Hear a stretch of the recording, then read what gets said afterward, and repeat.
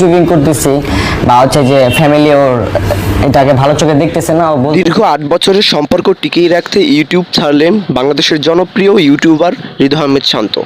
সেটা হচ্ছে যে সবাই জানেন প্রেমিকা ও তার পরিবার ইসলামিক মানসিকতার হওয়ায় হৃদয় আহমেদ শান্তর ক্যারিয়ার এখানেই থেমে যাচ্ছে। তিনি আর ইউটিউবে কাজ করছেন না। আসসালামু আলাইকুম দর্শক, কী অবস্থা সবার?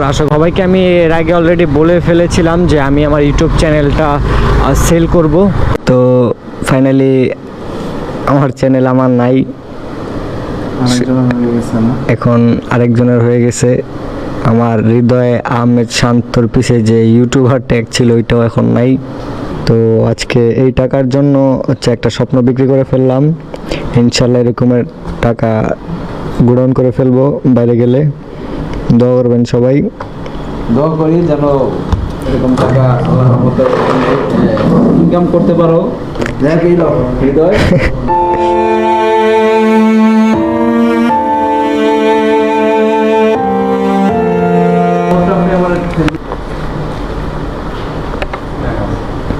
তো যাই হোক, আপনারা এখন এইটাতে কি কন্টেন্ট দিবেন ভাই? এটাতে এখনো মানে ডিসিশন না নেই।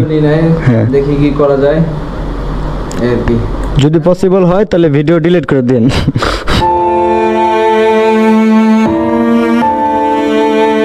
কিছুদিন আগে একটি সাক্ষাৎকারে তিনি বলেন, আমি চাই না আমার দীর্ঘ 8 বছরের সম্পর্কটি ভেঙে যাক। এতদিন আমার প্রেমিকা কিছু না বললেও বর্তমানে তিনি আমার কেরিয়ার নিয়ে চিন্তিত।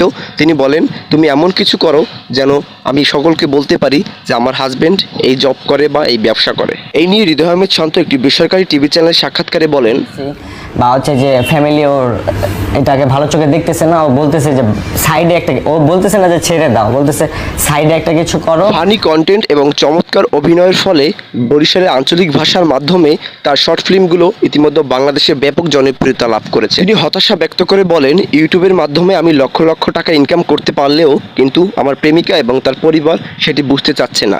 তারা মনে করতেছে ইউটিউব এটা কোনো ব্যবসা বা চাকরি নয়, একটা পার্ট টাইম কাজ। কিন্তু আমি অবশেষে সিদ্ধান্ত নিয়েছি আমি ইউটিউব ছেড়ে দিব, কারণ ইউটিউবের জন্য আমি আমার প্রেমিকাকে হারাতে চাই না। আমি অল্প সময়ের মধ্যেই ইটালি চলে যাব, সেখানে কিছু করার চেষ্টা করব। সকলে আমার জন্য দোয়া করবেন। আমার সকল শ্রোতা এবং ভক্তদের কাছে ক্ষমা চাচ্ছি।